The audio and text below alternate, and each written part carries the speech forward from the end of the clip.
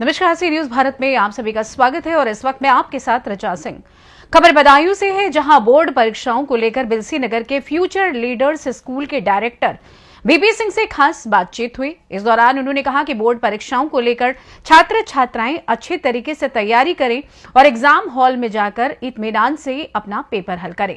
साथ ही उन्होंने अभिभावकों से भी कहा कि वो बच्चे पर ज्यादा प्रेशर ना बनाएं। देखिए ये खास रिपोर्ट। नमस्कार, आज पहुंचे हैं बिलसी नगर के फ्यूचर लीडर्स स्कूल और हमसे बात करने के लिए मौजूद हैं यहाँ के विद्यालय के डायरेक्टर बीपी सिंह जी। इनसे जानेंगे जिस तरीके से यूपी बोर्ड की परीक्षाएं नजदीक है, इसको लेकर क्या तैयारी बच्चों को करनी चाहिए और इसको लेकर क्या सजेस्ट रहेगा। सर थैंक यू नईम जी। सबसे पहले बोर्ड परीक्षा में प्रतिभा करने वाले सभी बच्चों के लिए, सभी बोर्ड के बच्चों के लिए बहुत बहुत शुभकामनाएं। और जैसा कि शिक्षा के क्षेत्र में मेरा अनुभव रहा है, लगभग 18 साल से ज़्यादा का समय मुझे एजुकेशन फील्ड में हो गया और बच्चों को लगातार समझने का मैंने प्रयास किया है।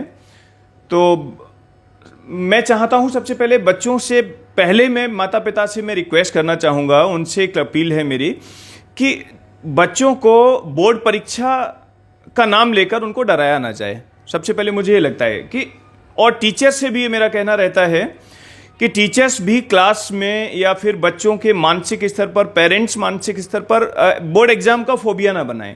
क्योंकि जिस तरह से बच्चे पीरियोडिक टेस्ट में, बहुत सारे टेस्ट, बहुत सारी परीक्षाएं बच्चे होम एग्जाम में बैठते हैं, और वैसे ही एक बोर्ड एग्जाम का भी एक एग्जाम ही होता है, परीक्षा होती है। तो बच्चे उसी तरीके से उसको फेस करें, यानी कि उन्होंने जो भी पढ़ाई की है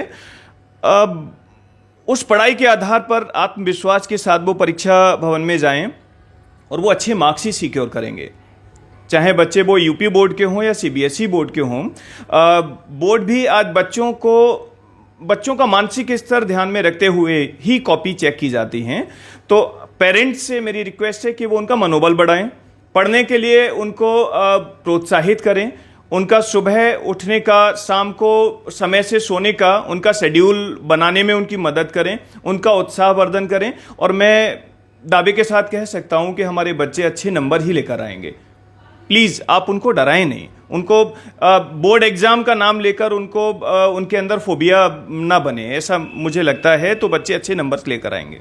सर, जिस तरीके से एग्ज़ाम नज़दीक है, बच्चों पे प्रेशर कहीं ना कहीं है, ऐसे में क्या खाना चाहिए, किस समय उठना चाहिए, किस समय उन्हें जो है अपनी तैयारी करनी चाहिए। जी नईम जी, बिल्कुल, ये आपने बिल्कुल सही क्वेश्चन पुटअप किया कि बच्चों को क्या खाना चाहिए। हालांकि परीक्षा से और खाने से कोई मतलब नहीं है, देखा जाए ऐसा हम मान लेते हैं, लेकिन बिल्कुल इसका सीधा सीधा बिल्कुल अर्थ होता है। क्योंकि बच्चा आजकल हम लोग देखते हैं कि जंक फूड बहुत खाते हैं, और जंक फूड जब बच्चे खाते हैं, चाउमीन हो गया, पिज्ज़ा हो गया, या मोमोज हो गए, ये सारे सब, या जितने भी पैकिंग वाली चीज़ें हैं, ये सब जंक फूड में आती हैं। और जंक फूड जो क्विक रेडी तो हो जाता है, लाइक मैगी, बट ये हमारे बच्चों की मानसिक स्थिति को स्लो कर देता है। बच्चों की मेमोरी वीक होती है, लर्निंग पावर वीक हो जाती है, और जब वो याद करने के लिए बैठते हैं, टॉपिक्स को समझने के लिए बैठते हैं, तो उस तरह से वो उन टॉपिक्स को नहीं समझ पाते। रिसर्च भी ये बताती हैं कि अगर बच्चे हेल्दी खाना खाते हैं तो उनकी मेमोरी शार्प रहती है, उनका आईक्यू तेज रहता है, और बच्चे एक दो बार में ही टॉपिक्स को समझकर अच्छा करेक्ट आंसर लिखने का एफर्ट लगाते हैं। तो यहाँ पर मेरी एडवाइस है सभी बच्चों के लिए कि आपकी मम्मी जो खाना घर पर बनाती हैं उसको आप खाएंगे तो आपकी मेमोरी भी शार्प रहेगी, आप स्वस्थ रहेंगे और आप अच्छे मार्क्स सिक्योर करेंगे। तो खाने का बहुत इंपॉर्टेंट रोल होता है। बच्चों को प्रॉपर वेजिटेरियन अच्छा खाना घर पर बना हुआ खाना चाहिए, जंक फूड को अवॉइड करना चाहिए, समय से उनको सोना चाहिए। मुझे लगता है कि 10 साढ़े 10 बजे तक पढ़ें तो प्रॉपर टाइम है ये। शाम को 2 से 3 घंटे का शेड्यूल बनाएं वो, और सुबह फिर वो जल्दी उठ सकते हैं। अगर कोई भी बच्चा 10:30 बजे तक भी सो जाता है तो वो सुबह ठीक से उठेगा, यानी कि वो बच्चा 4-5 बजे आराम से उठ सकता है, और 4-5 बजे उठकर वो फिर 1-2 घंटे का समय उसके पास होता है और वो अपने उन टॉपिक्स को रिवाइज करे। तो इस तरह से वो अच्छे से अपने आप को एग्ज़ाम को लेकर वो तैयार कर सकता है।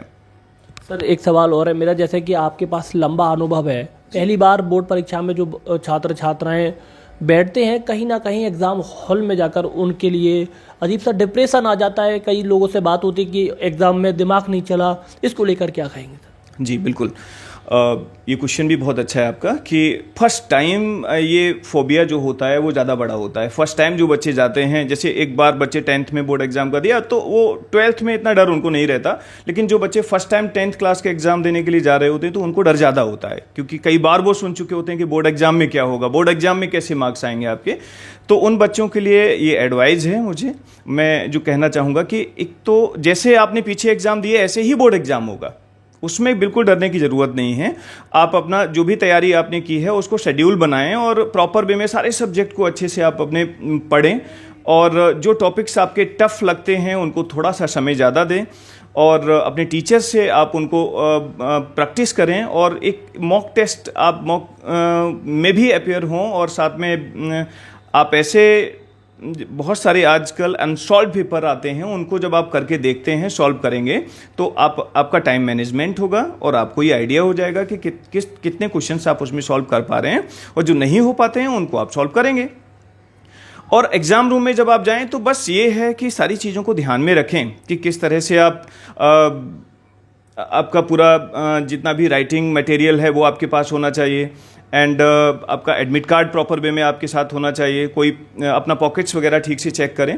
एंड क्लासरूम में जब जाएं तो बहुत अच्छे से अपने आप को रिलैक्स होकर जाएं। कोई क्वेश्चन समझ नहीं आ रहा है, आपको लग रहा है, तो थोड़ी सी गहरी सांस लें और आप अपनी मेमोरी को रिकॉल कर पाएंगे वहां पर बैठे हुए। कुछ टॉपिक्स ऐसे होते हैं, कुछ क्वेश्चंस होते हैं जो नहीं समझ में आ रहे हैं। बदायूं से सी न्यूज संवाददाता नईम की रिपोर्ट। फिलहाल इस खास रिपोर्ट में बस इतना ही। देश दुनिया की तमाम बड़ी खबरों को जानने के लिए जुड़े रहिए सी न्यूज भारत के साथ। हर खबर आपके साथ, आपके हाथ।